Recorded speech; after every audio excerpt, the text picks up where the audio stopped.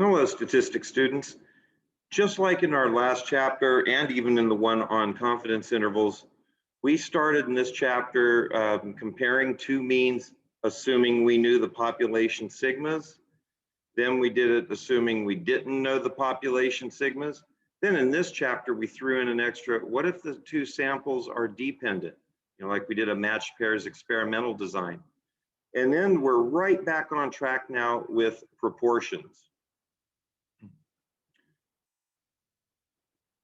So when we're testing the difference between two population proportions, clearly the samples have to be random and independent, and the bell's got to ring.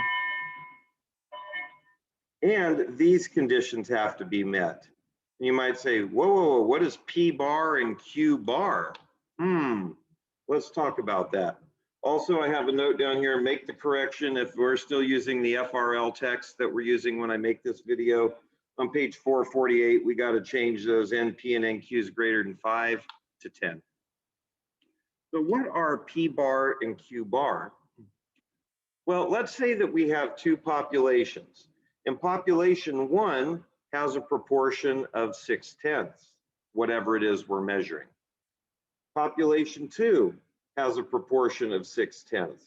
Well, if I take a sample of 100 out of population 1, about 60 in that sample should be whatever it is we're measuring. 60 out of 100 would be our proportion. 120 out, gee whiz. Shouldn't make these videos before school, should I?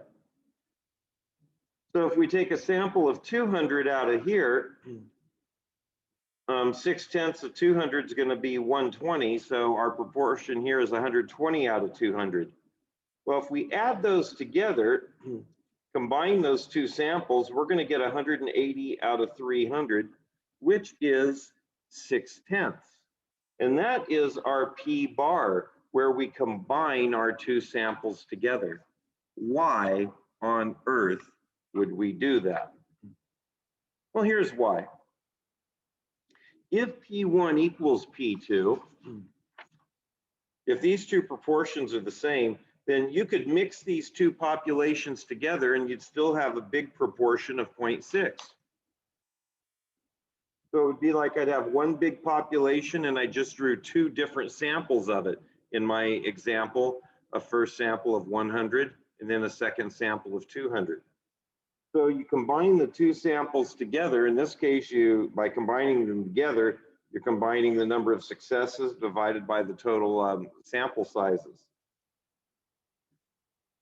So in our last chapter, for a one sample Z test for proportions, this was our Z.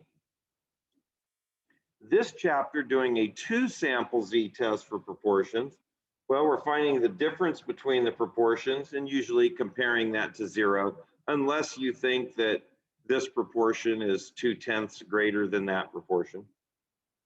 And then we have P0, Q0 over N. Well, now we have P bar, Q bar over N1, because P bar, we're combining both. So there's not P1, Q1 over N1. It's P bar, Q bar over N1 and P bar, Q bar over N2. And again, the reason we do that is if the null is true, if the proportions are equal, then our normal distribution should be centered around that big, should be centered around P bar.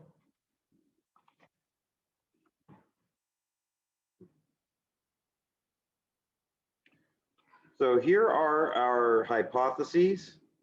Here's our Z-score. And you notice all I did really here was just factor out the P bar, Q bar.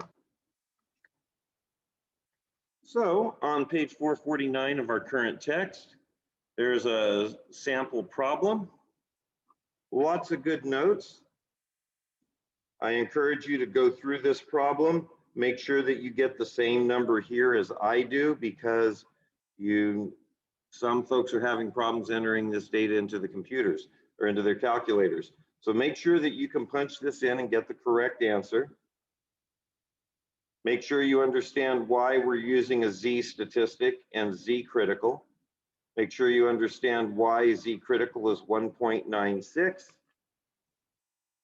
And if you can do all of that, you're in pretty good shape.